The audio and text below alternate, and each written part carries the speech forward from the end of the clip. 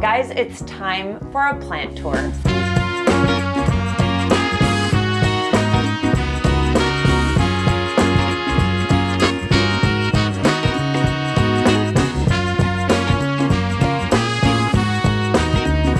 This video is so overdue, but as you can imagine, I have been so busy with packing and moving and unpacking and growing and also just like being in my new space that it's taken me a little bit longer than I anticipated it to take. Don't worry, I will be doing a full house tour soon, but let's be real, this is the best part of the entire frickin' house and it deserves to be the very first room that is shown to you. If you're new here, my name is Emma. I'm also known as the Urban Botanist, and if you've been following me for a while, you will know that I just recently moved to Chelsea, Quebec. So in this tour, I'm going to walk you through the story of this space, the history of this home, and some of my favorite new plants that I have thriving in my plant room. So let's get into it.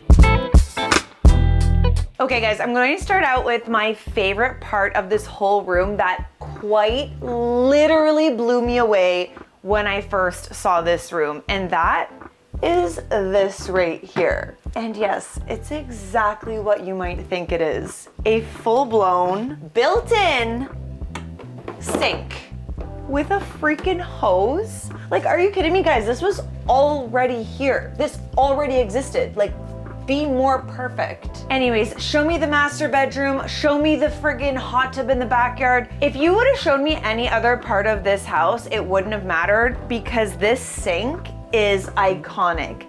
She is the main character. She is everything. It is up. I can barely speak when I think about this or interact with this frickin' sink. Obviously, the best part is that I can just water everything and not make any sort of a mess. I mean, I do make a little bit of a mess sometimes. Another great thing about this sink is that when it opens up, it gives you a little bit more surface area to work with. It gives you a lot more space to kind of like repot if I'm repotting, if I'm adding a moss pull, if I'm doing pest control, if I'm adding some fertilizer to the pots. Like, it just gives me so much more room to work with, and then I can just like rinse off in the sink, and it's like the whole mess is sort of kept to this one area. It's just so epic and I am obsessed. So apparently the original owners of this home, which dates back to the 70s, this house was built in 1976. So it's a little bit of a Frankenstein house, but the bones of the home, the majority of the home is from the 70s, including this epic solarium. In fact, there is a statue out front that is so iconic, so beautiful. The first time I saw it, I literally gasped. And that is supposed to be a representation of the wife whose name was Catherine. She is now just referred to as one of my forest fairies, but I just love that history and that story so much. My plants have definitely felt like they are on vacation since they got here. This one specifically, this is a Madagascar Jewel or a Euphorbia. Guys, look at how big and gorgeous she is. Since moving in here 6 weeks ago, I think she's produced like 5 new leaves. Like, she's grown at least 1.5 inches, which is absolutely insane. Like, there are already 2 more leaves coming out of the top. Like, oh my God. And she's also flowering. Look at those little flowers. This plant is one of my favorites, and it's not only because it is endemic to Madagascar, which is one of my favorite places in the world that I've been to, meaning that it only grows in Madagascar, but it just has this really cool feature that you may not know about this plant. These little tiny flowers spit seeds, like literally will spit out seeds. So sometimes I'll find them like laying on the floor, and it's because this plant has actually popped them out of the flower itself. And it's a way that these plants help to produce and spread their seed essentially. Oh my God, there's actually a baby growing in the bottom. Oh my God, you guys look. Obviously from one of the seeds being spat out and planting and rooting itself right in the bottom of this pot. Oh, it's so cute. I just love this plant, and she is thriving here. Another plant that is relatively new to my collection, but that I love so much is this Nepenthes, or pitcher plant, which is a carnivorous species of plant. We actually have a variety, at least one, probably more, let me know in the comments, of pitcher plants that are native to Canada, which is just crazy. Look at their friggin' awesome little pitchers. And basically what makes these plants carnivorous is that they have a digestive enzyme that's produced in the bottom of these pitchers. So little flies and insects will crawl into the pitchers. The inside of the pitcher itself is a little bit sticky, a little bit slimy, so that whatever crawls in can't crawl back out. And those digestive enzymes end up just digesting the insect and its added nutrients for this plant. However, you don't need to feed these plants bugs. It's just an additional source of nutrition for them if they are so lucky to capture some. And I just feel like it looks so cool here.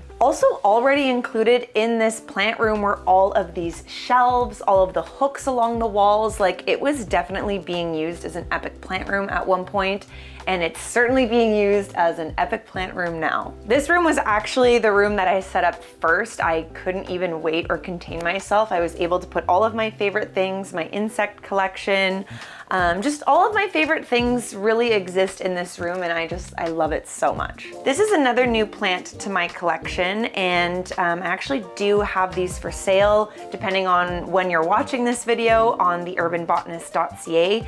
This is a butterwort, or a Pinguicula morinensis, which is another type of carnivorous plant. This is literally such a cool plant. It produces these thick, succulent, sticky leaves. You know those annoying fungus gnats that fly up your nose or fly into your eyeball while you're on a Zoom call?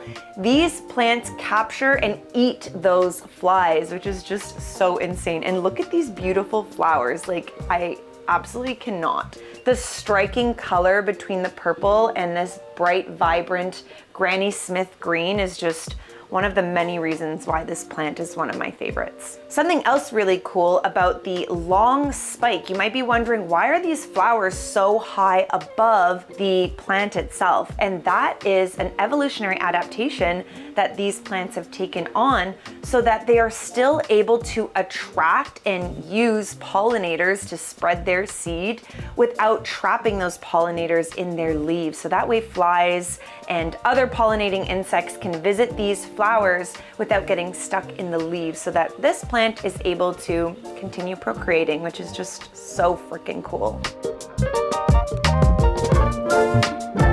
Another one of my favorite things about this room is that you literally have to walk through it every single day to get outside of the house. Like, my master bedroom is up 2 floors, sort of like half floors. And every single day, I gotta walk through this room to get to the kitchen or to leave the house, which these days I am seldom doing, because once I get stuck in this room, which happens very frequently, there's just no leaving. I absolutely love how high the ceilings are here, because I've been able to run a bunch of my really long trailing plants. This pothos is like absolutely become one of my favorite plants because it just like dangles here and it feels so much more jungly, you know? This is also where I'm going to be hosting all of my future virtual workshops. So if you want to book me for a workshop, you can head to theurbanbotanist.ca and book me for a wellness workshop, a craft workshop, any type of green thumb workshop that you might want, you can book me for. One of the craziest things that I've experienced since moving into this new plant room is just how many of my plants are thriving. Like, when I tell you my plants think that they are on vacation, I mean, their mom also thinks that she is on vacation. Every day I'm like, what am I checking out of this epic Airbnb? Like, is it, oh no, okay, I live here now apparently. I have plants flowering and putting out leaves that have never flowered or have like put out one leaf every few months. It's honestly crazy what sunlight can do for a plant, because I'm doing everything else. I'm giving them the watering, the love, the fertilizing, the probiotics, the plant pills that they need. but there's just something about pure raw sunlight. Oof. Also, it's been a full moon the last few nights here, and the full moon has like illuminated this entire space at night. So not only are they getting charged up by the sun, they are also getting charged up by the moon. Even my string of hearts is flowering, guys. Like, she is beauty, she is grace, she is absolutely everything. She's kind of like a hard second to the sink in this room. I love this variegated string of hearts. This was one of my first like collector plants back in the day. I got her super tiny, like maybe this big, like a couple strings at some random plant sale in Toronto in a park, and I was losing my mind over the fact that I got a variegated string of hearts. Anyways, she has gotten so big. I've taken many cuttings of her, and she is flowering right now. In my opinion, string of hearts have one of the most unique and interesting flowers of all of the houseplants that I at least own. They have these really like alien-like almost looking flowers that have a cage at the top. At least that's how I refer to it. This little cage opens and closes to capture flies. The little small flies will fly down this part of the flower and then end up in this bottom chamber, which is where the reproductive organs exist of this plant. So flies will go in there and cover themselves in pollen and then fly into other flowers and basically transfer that pollen around, and it's how these plants procreate, which is just so fascinating. So these flowers are literally designed to capture pollinating flies. They don't eat them. They keep them for about 24 hours and then the cage opens back up, the fly flies out and goes and pollinates another flower somewhere else. Just so freaking cool. I love this plant. This is another one of my favorite plants. This is a Phalaenopsis, or a type of an orchid. And why it's one of my favorites, even though it kind of looks like, what is this? Is it's just unique, you know? I also made this. This is how orchids naturally grow, is they're epiphytic plants, meaning that they grow on top of other organisms. Typically in the wild, they like to grow off of trees. So I literally like zip tied, added some sphagnum moss, and mounted this orchid onto this old piece of cork bark. And again, so easy to take care of, where before in my old house, I would have to bring the orchid all the way over to my sink, rinse it, let it drip dry, and then bring it back, where here I can just spray her down, let her drip dry a little bit here, and boom, she's thriving. Since this is a plant room tour, I might as well talk about some of the other non-planty things. Look at this thing, it's like, I love it. But I might as well talk about some of the other non-green and growing items that I have in my room that are special to me. One of which you may notice in the background here is my wood-burned praying mantis artwork. This was made for me from a dear friend of mine, one of my best and actually oldest friends. We've been friends since elementary school, like 12 or 11 years old, maybe even younger actually.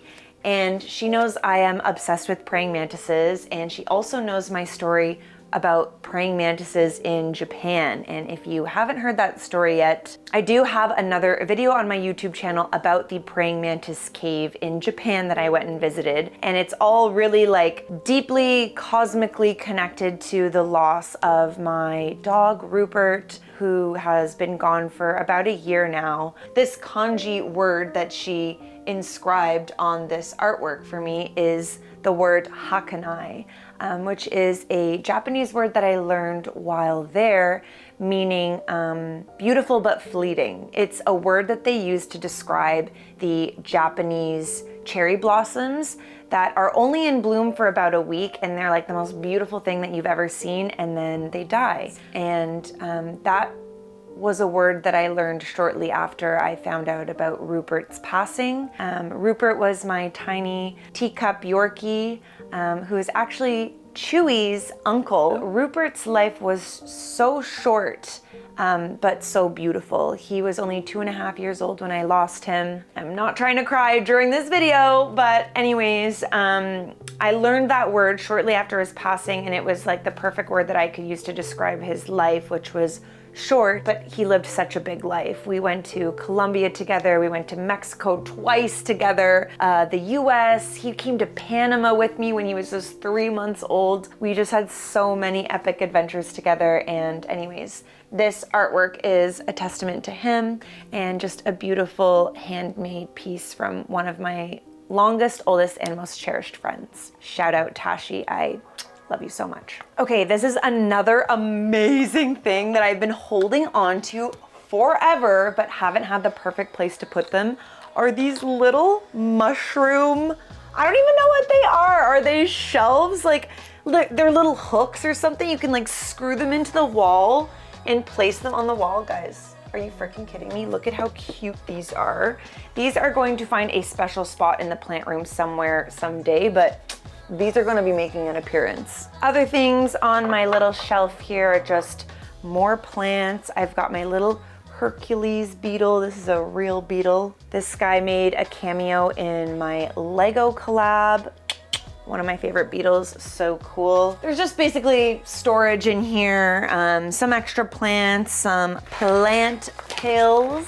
By the way, guys, the secret to happy, healthy plants isn't needing a full-blown plant room or a solarium like I have. The secret is probiotics, or fertilizing your plants. And that's why I developed plant pills, which is a plant probiotic that you can use on absolutely any of your houseplants, your carnivorous plants, your orchids, your string of hearts, your vegetable gardens. It doesn't matter. You can use plant pills on your houseplant. Whatever the plant may be, plant pills will work for it. And why I developed plant pills is because I spent 8 years buying basically the 12 all-star lineup of ingredients that I've managed to pack into one single pill.